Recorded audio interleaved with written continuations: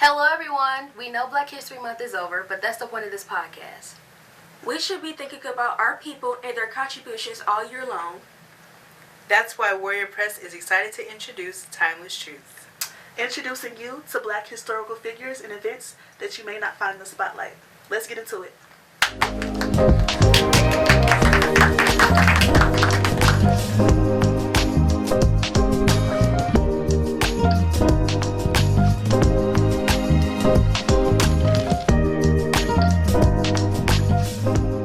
Greetings, audience. My name is Joneisha Otis, sophomore at Jennings Senior High School. Today, I want to talk about a heartbreaking and pivotal moment in African American history, the story of Emmett Till. He was just 14 years old when his brutal murder changed the course of the Civil Rights Movement.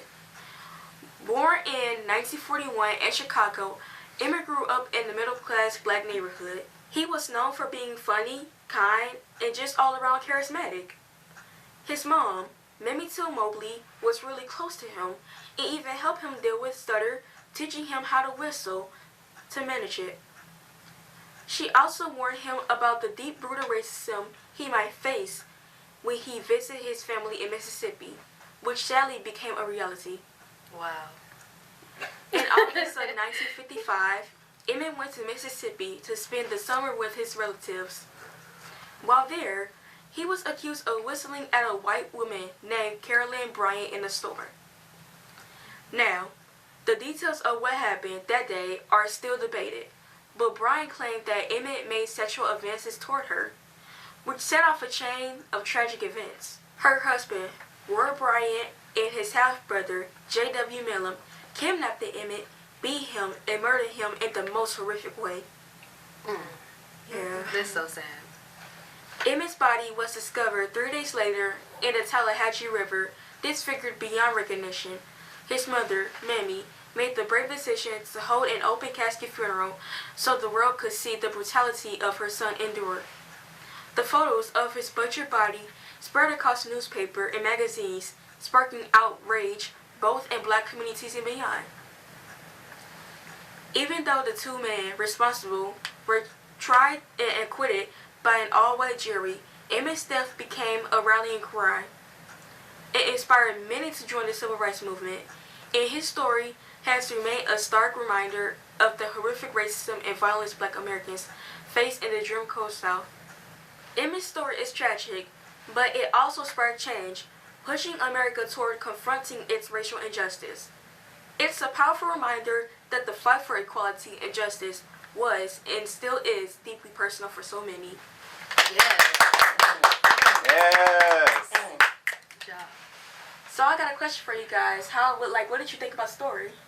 It's very tragic, very sad to hear. It's a sad story. I mean, her son was like brutally murdered. For no reason at that too. That is actually really sad. Yeah. Very Yeah, tragic. he already had enough problems at that, stuttering and being in Mississippi, growing up in Mississippi, with a lot of racism already there. So, yeah. Okay, so let me ask y'all this. So if you was Mammy, aka Emmett Till mother, what would you do with the casket? Like, would you leave it open or have it closed?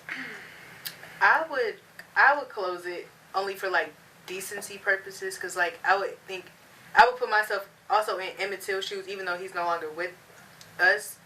It would still be like more of like, I want to be respected. Yeah, like I don't want to, right. even if I look how he did, it would be kind of messed up to kind of show the world. I was gonna say like I would keep it open just so that people can see like what they did to my son. But hearing your point of view, I kind of agree. I don't know. It's like it's still my son though. You know what I'm saying? Yeah. So it's like I don't know. Okay. And seeing that might be traumatizing for some people. Yeah. See how his body is and how thinking about how he was before all of that happened, it could be traumatizing. And then so, now, what is the, I'm sorry.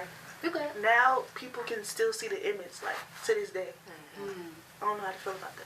And I don't think I would want my face all over the like entire world. Yeah, for it's in like, a movie now. Like, Yeah, Especially it's now, a, I don't know like if that's good or bad. but I understand like the mom's point of view and why she did what she did, because like I also agree with her. So it's just like I just know for me I wouldn't want to do it. So I got one last question. Do you think Emmett might have whistled at her? I don't think he did. I feel like, especially in that time period, they always used to like lie on black people just to get them killed or hurt. I don't think he did. I don't think so. Okay, guys. Well, that was fun. Let's get into something lighter. Hey guys, I'm Jayla Simpkins. You already know me. I'm going to be talking about Marsha P. Johnson today. Ooh. So, Marsha P. Johnson was a gay liberation activist born on August 24th, 1945. I think she was a Leo, if I'm not mistaken. Wait, I think no. Wait, I think that's a Virgo. what was her birthday again? August 24th. Yeah, I think that's a Virgo. That's I don't know zodiac. That's a Virgo. Yeah. Yeah, that's a Virgo. Okay, Wow. Virgo queen. Period. So she activated for LGBTQ rights in the 60s and 70s in Manhattan, New York. You go, girl. Yes. Mm-hmm. She co-founded a program called STAR, and that stands for Street Transvestite Action Revolutionaries. So she did that with her close friend Sylvia Rivera. STAR was just a program that revolved around helping hold on.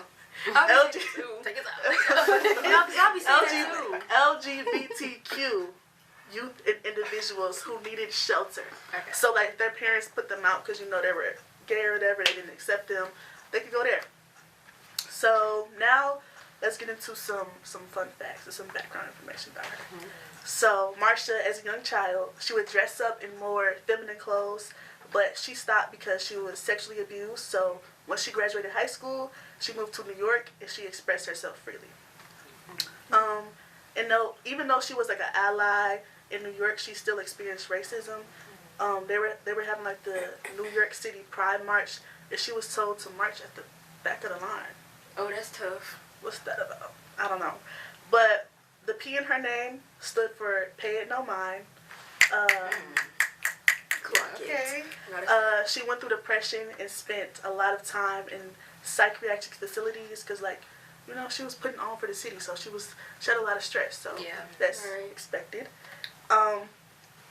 She was also in a drag group called Hot Peaches. Oh. I wonder what that means. I don't know. But they toured America and Europe. And then unfortunately she passed away in 1992, and her death is still unknown. She was only 46. Wow. Oh, wow. So young. Yes, Right. very young. So I have a question for you all. What challenges do you think Marsha P. Johnson faced during this time of segregation, being black and also gay, queer? In the Well, community?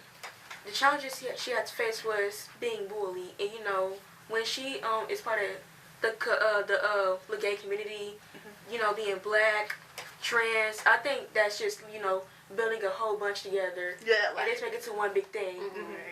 double homicide. It's just two things. So Right, going like- on. I agree with Joneisha, honestly.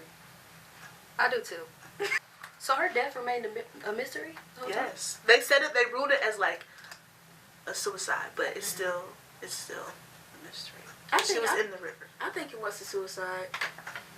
I don't think it's a lot of like leadway to why you would think that, but I feel like since she had like a lot of eyes on her, Yeah. it was Yeah. more of like they're trying to cover it up. She could have been murdered or something like that, because being trans, being in LGBTQ, and being and being black in that time, like she has a lot of targets on her back, and I just feel like it could have been a murder. It could have, I agree. for sure.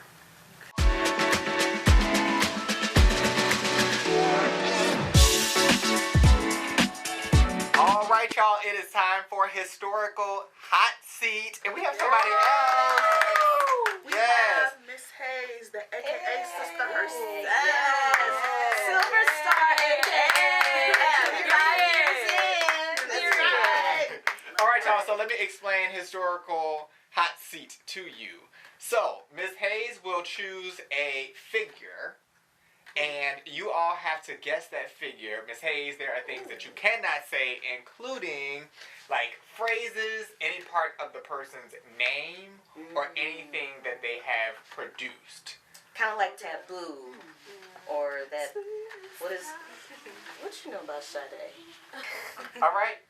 So you just pulled out of my hand. I did. Oh. Okay. I got it. Okay. She went to the University of Arkansas Pine Bluff. No, I want to say TSU. And she was Miss Tennessee State University. And she tells her story of how she was once sexually abused as a teenager, but she overcame that and went on to host talk shows and produce. Yeah, I was gonna say that too. Say it louder for the people in the back. Oprah Winfrey. Yeah. Yeah. And you get a dog. I did not know. Okay, I didn't know that she went to college. Yeah. I didn't know that she went. See, I didn't know. I thought she just got I on think stage. I thought believe she it was TSU. I could be wrong on that. I didn't know she went to college. Next Mm. one. Next one, docket. Okay, you ready? Yeah. So this woman is from St. Louis. Okay. She is an author, and she refused to speak for a very long time because when she was sexually molested, she told a family member, and those men went out to, I guess, get justice for what was done wrong to her. And she refused to speak for a long time because she thought her words had the power to take another person's life, until a teacher convinced her to talk a little bit more. And she then went on to write her story, and it became a famous novel. That's a narrative. I can't say the name, that'll give it away. She's an honorary member of Alpha Kappa Alpha Sorority Incorporated. One of her poems is Phenomenal Woman, which I can recite. I know what it is. Oh my God, what's her name? Angela. Maya Angelou. Yes. Whew, Lord. Wow. I couldn't say I know I what was the cage bird gonna sings. say her name when you talking about her talking, like Yes. not being one. I heard Angela Yee. I don't know why I said that. I don't know why I said that. She's a talk show host, right? Angela. Yes.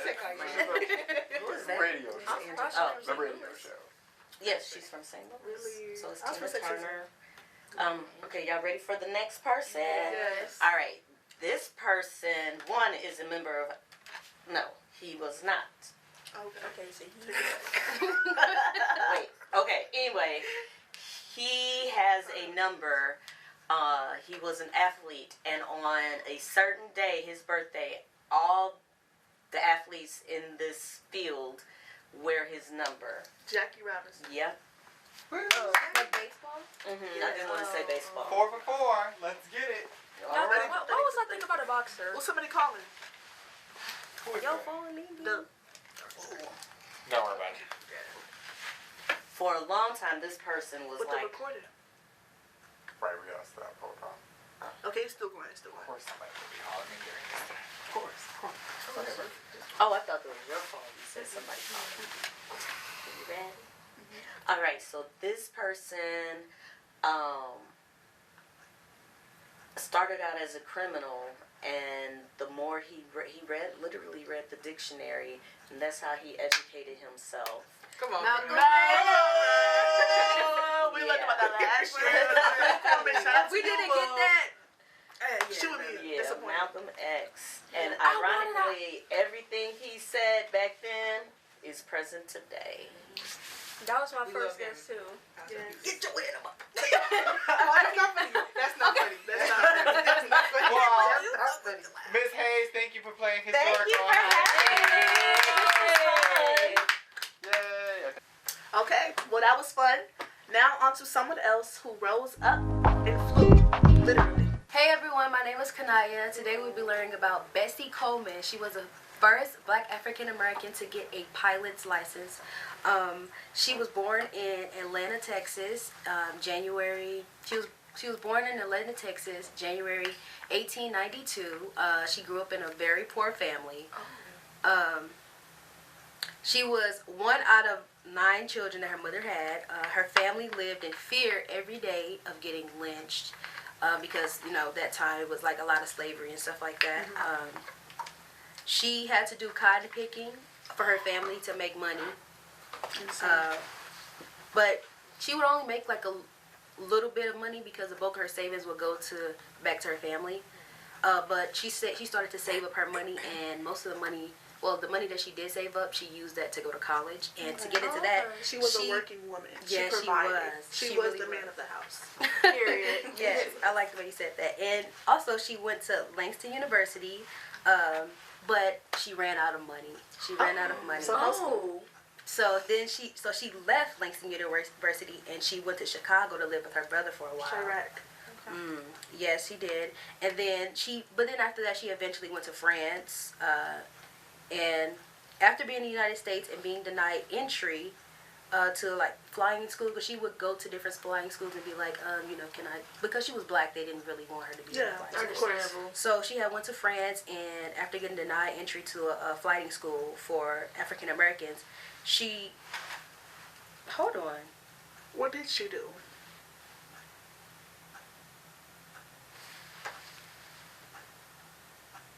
After being in the United States and being denied entry to flying school, and did performances as a stunt pilot. She did performances.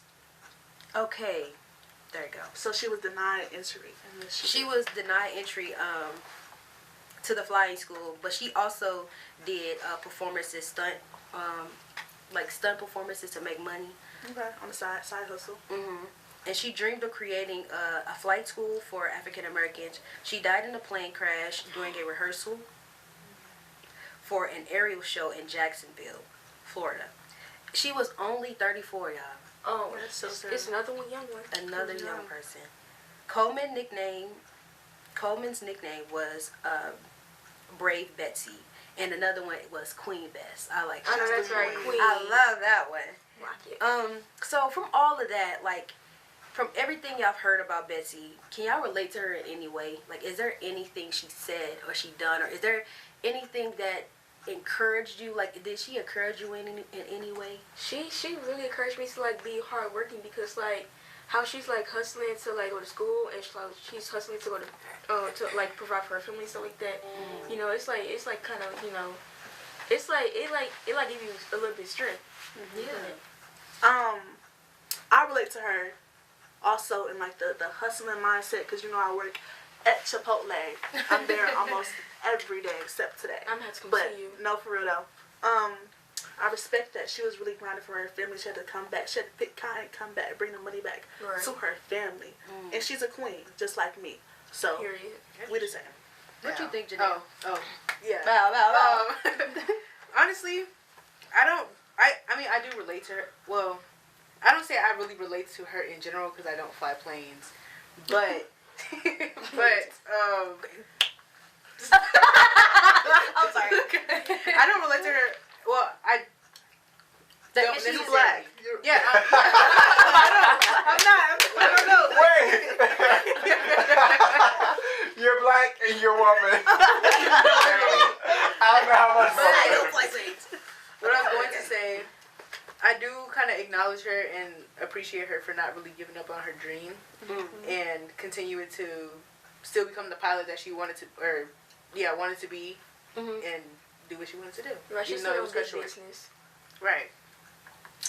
Yeah, I agree with y'all. I felt like she was very poor, and for her to still go to college, save up the little money that she did have, being young. I know when we were young, y'all, we was not saving our money. I have no we money were when I was spending young. our money.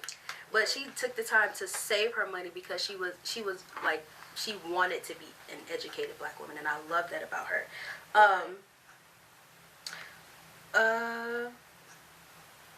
Did I tell you that she dreamed of becoming a teacher? Oh, Like really? having her own little pilot school. Oh, okay. That's so Yeah, cute. sadly it didn't happen, but we can Oh, try. because of her death. Yeah. They should still make one though, low key, just cause. Okay. Bessie was making strides in the sky, but here's somebody who was making strides on the stage. Yeah. Hello everyone, I'm Janaya Davis and I will be talking about Alvin Ailey. Oh. Okay, so he was a dancer, basically. Okay. Let's cut to the chase. He was a Yeah. dancer, y'all. Not no exotic dancer, but he just Okay. he was a dancer. But okay, so Alvin Ailey was a queer American dancer, choreographer, director, activist, and that's all. Okay? And he was born in Rogers, Texas, on January 5th, 1931. And he was raised by a single mother. He also, who said pick cotton? You did. Yeah. He also did pick cotton at 12. So him and his mama both picked cotton. At 14, he moved to LA with his mom because his mom wanted to open up opportunities for him and herself. And hold on. What else after that? Okay, 14. 5 years later, now he's 19, right? Well, at 14, he knew he had a passion for theater, so he would see like all these kinds of shows and people performing. He was like, I love that, right? Right. So at 19, he went to UCLA. Los Angeles. Wow. Wait, he went to UCLA, Los Angeles University, and San Francisco University. Where he studied. Yeah, he went to 3 colleges. At one Where- time. Okay, smart. I don't know about what Yeah, that's maybe. not a I don't know. But where he Educated. studied Romance language and writing. So I don't know what Romance language is, but it sounds interesting. Like speaking romantic? Yeah, like I say the same thing. I think it's more like figuratively, like romance. romance. Like I'm studying the part of it. Oh, right. Yeah, Romeo like, okay, I Juliet gotta type get time. Yeah. Okay. You said okay. Fast forward, he's 27 years old, right? He had that dream for being in theater, right? He opened his first business, his first dance theater Okay. in 1958. Independent, right? Independent. Okay, and it was called the Alvin Ailey American Dance Theater. So while he had that one, I guess he was working to make another one. And at 38, he opened his second one called the Alvin Ailey American Dance Center. So, you know, and this one, he made this one for, you. There's whoever wanted to dance. If you was poor, he didn't put a title over your image. So he He you just know, accepted if you Anybody wanted to come dance, in, you could dance. doors open. Doors are open to everybody, right? Don't close the doors. They're open. The only thing with that, the FBI was talking about we think that you're doing something to them kids. So, especially, mind you, he's queer. So he's, you know, so they assumed that he was doing something to the boys and all this, but he was literally just teaching them how to dance. Like, literally, that's all he was doing. As the FBI assumed that he was messing with, like, the little kids and stuff, the Alvin Ailey Dance Center went on to become the most important dance companies in the world at some point in time. So that was actually really good. That was good. And in the early 1970s, his success started to rise. He was selling out shows and expanded his dances and even included ballet in his little, which I did not know that. Oh, he a little busy, man. He was very busy. And I seen like this documentary almost, and he felt like he had to sacrifice everything just to dance and do what he It's hard to which makes sense. Right. Yeah, you should be able to, right. Well, he has a lot of dances, but his main ones are Revelation, and that's, you know, the Bible, and he does that at every single, he does that after every single one of his, like, entire recital. Is that what you call it? Like, after Performance. yeah, like every performance. I don't know, I said recital. But, so he does that one after every single one, which I'm going to get into more later. He has one called Cry, and that's dedicated to his mom. In 1989, he passed away from dyscrasia. Okay. And I didn't do a lot of research into dyscrasia, but it doesn't matter because it was a lie. He actually lied about having dyscrasia. He actually died from having AIDS. But the only reason why he lied was because he didn't want his mom to know that he was gay. His mom didn't know he was gay the whole time? I assume not. How? You don't know? How? I really don't know. Some parents don't pay attention to their children. Right, you know, that was really, you know, hardworking. He was a busy man. And right. So I guess, or maybe this just came with time. Like he just. So he lied about his. How did you lie about it? How do you? He told. I think he knew he was gonna die from AIDS before. So he told he just told the doctor to say, "Hey, I'm dying from dyscrasia and not AIDS." They didn't do no research. Do you know how he got AIDS?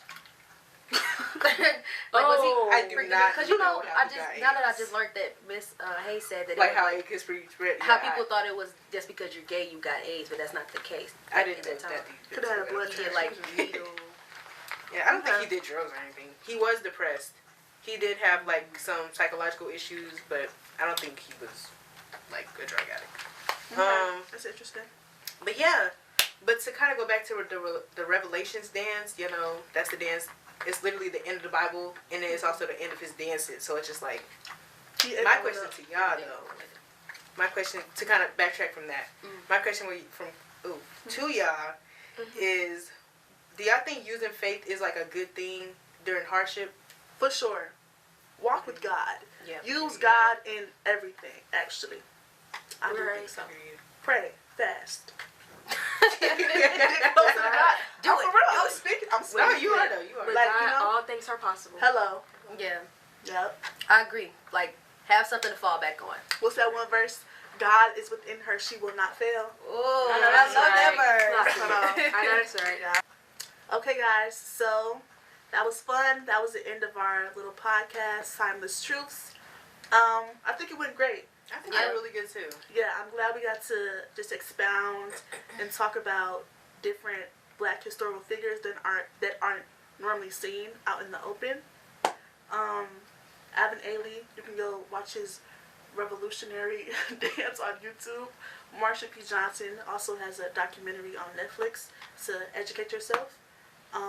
Yeah. Thanks Emmett for Till has a watching. movie. Yes. Yeah.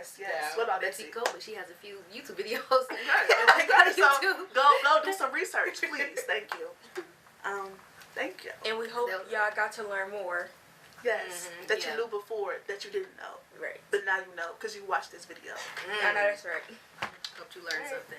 Well, thank you for tuning in to Warrior Press. Bye.